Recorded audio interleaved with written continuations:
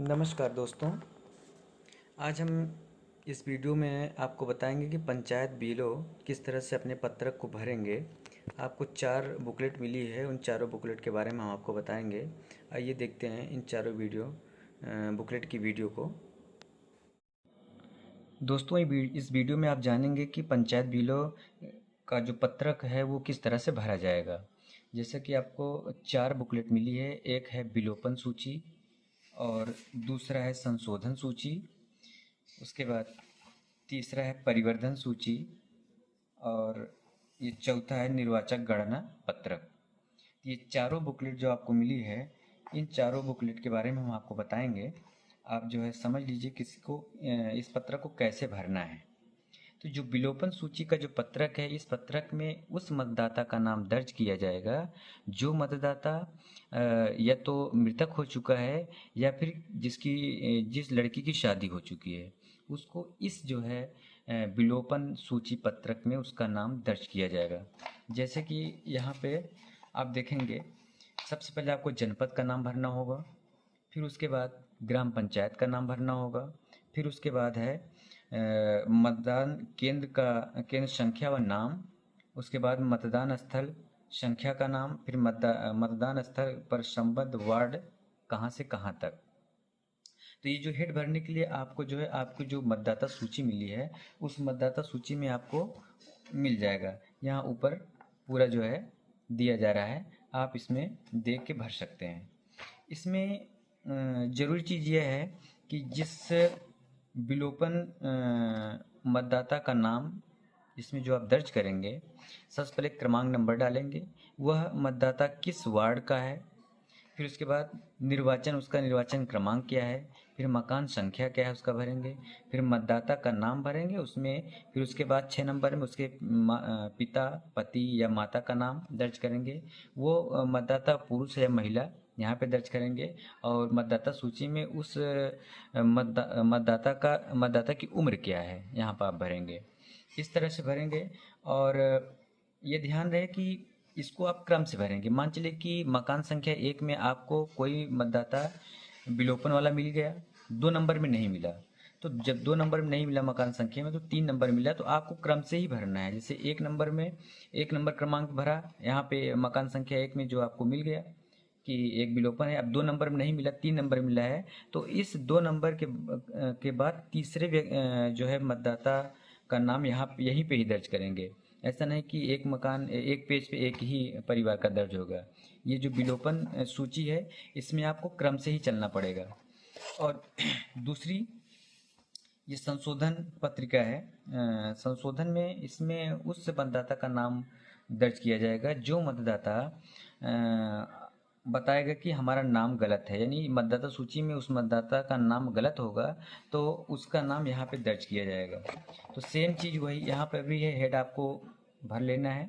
फिर आप एक क्रम से स्टार्ट करेंगे, मकान संख्या 1 से ही स्टार्ट करेंगे।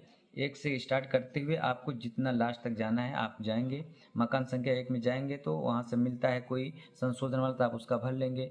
1 में नहीं मिलता है, 2 मिलता है, तो क्रमांक संख्या 1 पे उस दूसरे नंबर मकान के मतदाता का नाम दर्ज करेंगे, यानी उस सीरियल से ही चला आएगा।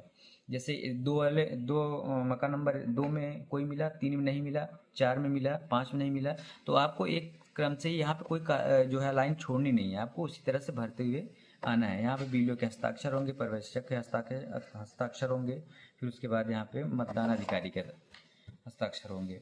फिर उसके बाद आती है परिवर्धन सूची। जो परिवर्धन सूची पत्रक है, ये नए मतदाताओं के लिए है, यानी जो पीली बुकलेट है ये नए मतदाताओं के लिए है।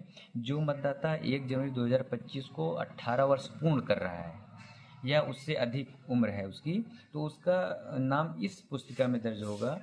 और यहाँ पर भी उसी तरह से होगा जैसा कि आप इन दोनों परिवर्धन और संशोधन बुकलेट में देखा है कि कैसे भरा जाएगा। यहाँ पे क्रमांक संख्या 1 डालेंगे, वार्ड नंबर डालेंगे, मकान नंबर डालेंगे। पुराने मकान रहता है कि नए मकान में आप लिखेंगे, मतदाता का नाम लिखेंगे, उसका माता या पिता का नाम लिखेंगे, उसका जेंडर भरेंगे, फिर आयु क्या है मतदाता सूची के अनुसार उसको भरेंगे, मोबाइल नंबर दर्ज करेंगे, आधार नंबर दर्ज करेंगे। इतना आपको इसमें दर्ज करना है। और उसके बाद फिर वही प्रक्रिया, अगर 1 नंबर मकान में आपको कोई मिलता है तो ठीक है, नहीं मिलता है 2 नंबर से आप स्टार्ट कर देंगे। 3 नहीं मिलता है, 4 मिलता है, दूसरी लाइन में वही दर्ज करते हैं, मतलब एक क्रम से ही दर्ज करते हुए आप आएंगे। उसके बाद अगली जो है बुकलेट है हमारी, निर्वाचक गणना पत्रक। ये आपका इम्पोर्टेंट है, यानी आप जब डोर टू डोर जाएंगे तो ये पुस्तिका आपके साथ होनी चाहिए।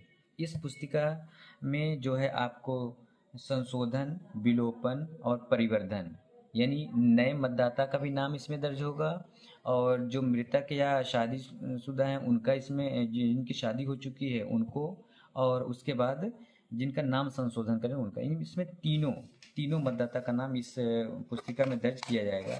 यहाँ पे आप जनपद का नाम भरेंगे, विकास खंड का नाम भरेंगे, ग्राम पंचायत का नाम भरेंगे, फिर वार्ड क्रमांक, मकान नंबर। और इसमें ये ध्यान है, जब सबसे इम्पोर्टेंट ये है कि इसमें एक पेज में केवल एक ही परिवार का नाम दर्ज होगा। इसमें जो है आप जो है 2 परिवारों का नाम इसमें दर्ज नहीं करेंगे। तो यहाँ पे जैसे मान चलिए कि मकान संख्या 1 में जितने मतदाता मिले आपको, चाहे परिवर्धन वाले मिले, चाहे संशोधन या विलोपन, आपको इसी में क्रम से लिखना होगा। जब आप इसमें क्रम से लिखे रहेंगे तो अब मान चलिए कि अब आपका नीचे यहाँ जगह छूट गई, सोचे कि आप दूसरे परिवार का जोड़ लें, तो आप ऐसा मत करिएगा, क्योंकि जब इस पत्रक को आप भरेंगे, यानी जिसमें परिवर्धन, संशोधन और विलोपन तीनों को जहाँ पे दर्ज करना है, उस पुस्तिका का नाम है निर्वाचक गणना पत्रक। इसमें इसमें आप भरेंगे तो इसमें केवल एक परिवार का नाम ही आप इसमें दर्ज करेंगे। और दूसरी बात इसमें कि 2 पेजों में आपको कारण कॉपी लगाना होगा, एक यहाँ कारण कॉपी लगाइएगा, एक यहाँ लगाइएगा। तो इसमें जो आप लिखेंगे वो इसमें टाइप होगा, और जो इसमें आप जो इधर से इधर टाइप हो जाएगा, यानी आपको 3 रसीद बन जाएगी यहाँ से।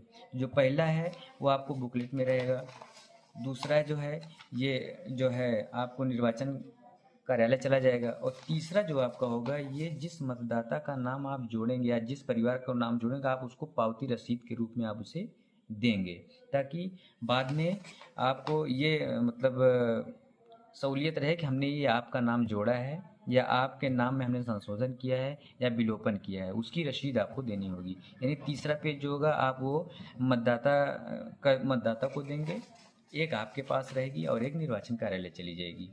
सबसे इम्पोर्टेंट यही बुकलेट है। अब इसमें से बाकी आपके जो संशोधन, विलोपन और परिवर्धन के जो अलग अलग बुकलेट हैं, इसी में से देख के आपको उसमें उतार लेना होगा। यानी उन तीनों बुकलेट को साथ में ले जाने की आवश्यकता नहीं है, डोर टू डोर ले जाने की आवश्यकता नहीं है। आप इसको लेके जाइए, आप अपने सुविधानुसार एक रफ कॉपी अपने पास रखिए, अगर ज़रूरत पड़े तो आप उस पर भी लिख सकते हैं। बाकी आप इस पर एकदम साफ साफ भरेंगे, कहीं भी कोई त्रुटि ना हो, और किसी भी प्रकार की गलती होने पर आप उसको सुधार करके ही आप इसमें दर्ज करिए, और इसको बहुत ही ध्यानपूर्वक भरिएगा।